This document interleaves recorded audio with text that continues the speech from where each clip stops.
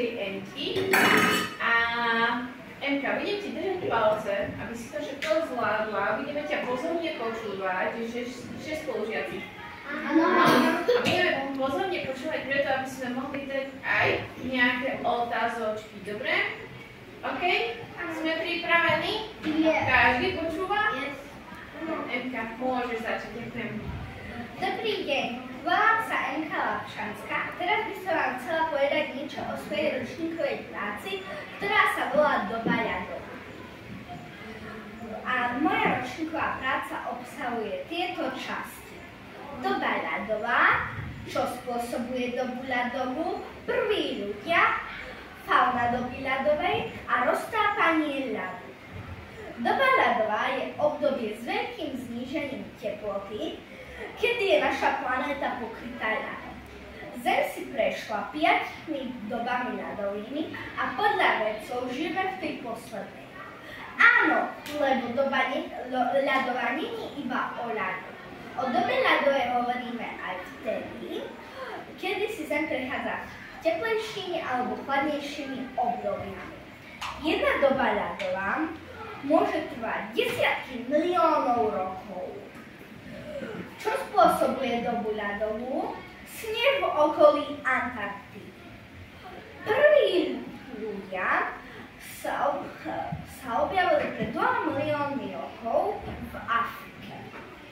Človek sa vyvíjal zo skupiny Homo, čo znamená človek. Po ňom následovalo Homo sapiens, čo znamená človek rozum. Po ňom prišiel Homo sapiens sapiens, čo znamená dvakrát múdry človek. Ako posledný prišiel Homo neanderthalis, ktorý bol pomenovaný podľa svojho náleziska v Nemecku. A zvieratá z doby ľadovej boli tieto.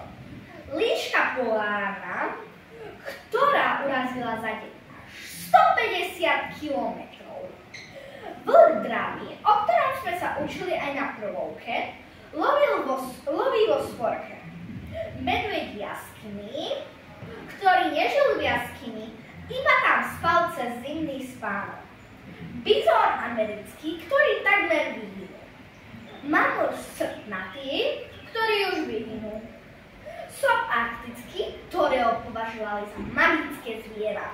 A rosomák severský, ktorého prezývali pažravec. Pred 15 000 rokmi sa ľadovce začali topiť a z hladiny morí stúpali. Veľké časti pevniny sa zatopili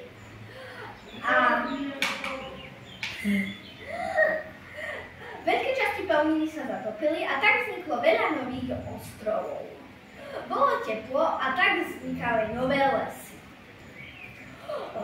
Mamuty vyhynuli, pretože sa nedokázali prispôsobiť, ale Homo sapiens sapiens rozkvital, pretože sa naučil nové veci. Poľnohospodárstvo a chov živočíchov a začal si stavať nové sídla. A potom ešte nakoniec som vám chcela dať pre zábavu 8 smerovky a potom si môžete pozrieť fotky zvierat, ktoré nájdete v brožúrke. Ďakujem za pozornosť.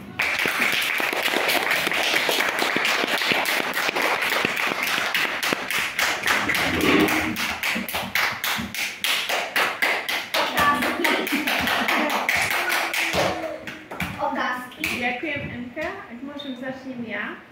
Tak ťa chcem pochváliť. Veľmi pekná prezentácia, pretože si to pripravila. Veľmi zaujímavú tému si vybrala. A mňa by zaujímalo, že prečo si vybrala práve túto tému?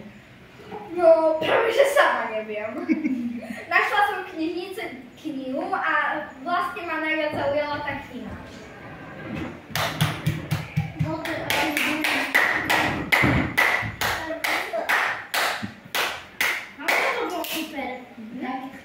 Dobre, Saška. Čo sa ti najviac na tej prezentácii páčilo? Na tej prezentácii sa mi najviac páčilo hlavne tie zvieratka a hlavne ten rosomák, akú mal prezývku. Pažravec. Pažravec trávnatý.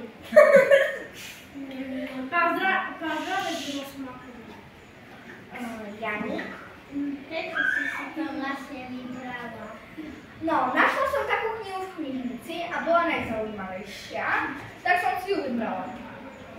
Kati? Veľké otázky, takže veľmi ťa chválim, že to bolo veľmi pekné a že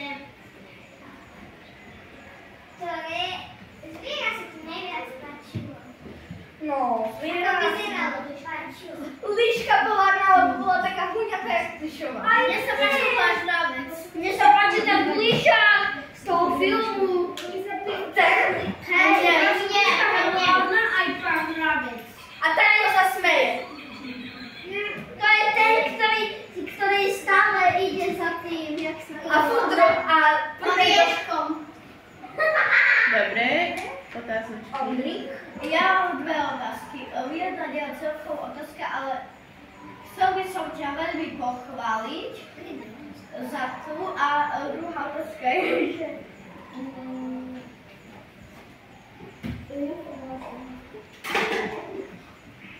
Premysli si, nie? Ešte sa možno Toto prihlásiť. sa spýtam. Hej, zabudol. Mačko. že aké zviera z tvojej prezentácie, keby nežilo, by si nechcela stretnúť. Nechcela stretnúť. Tak asi by som veľmi nechcela stretnúť mamuta, lebo je veľmi veľký asi. A nechcem, aby ma sa... Dvojnásobne väčší než slon Afriky. Ja som si myslela, že nechcem Ondrik? stretnúť pána, Ale keď v rozprávke to naraža ten plišak do ľadovca a tak je podobné, tak prečo sa spodol smeje?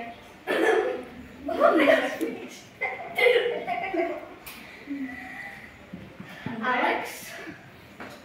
Že nie je to otázka, ale bol to veľmi pekný projekt. A určite si na tom dala záležať, takže zaslúžiš si aj odo mňa pochvalu. Ďakujem. Kati? Že ktoré sa ti najviac páčilo, keď si prezentovala, že ktorá dobrá, alebo tie druhy, alebo čo? Zvieratka. Aj mne. Potom... David, ty si sa chcel niečo spýtať?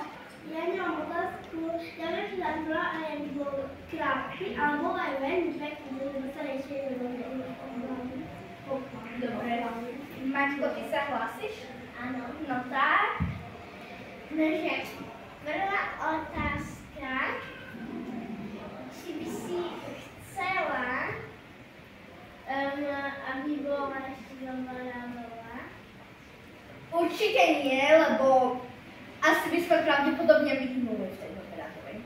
A druhá otázka je, že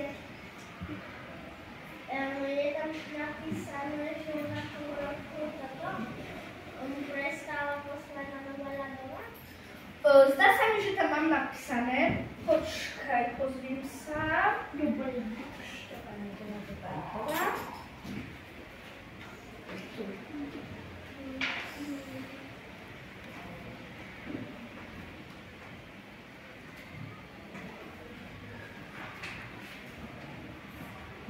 áno, mám. Podľa vedcov skončila posledná veľká doba ľadová pred 2,5 miliónmi rokov.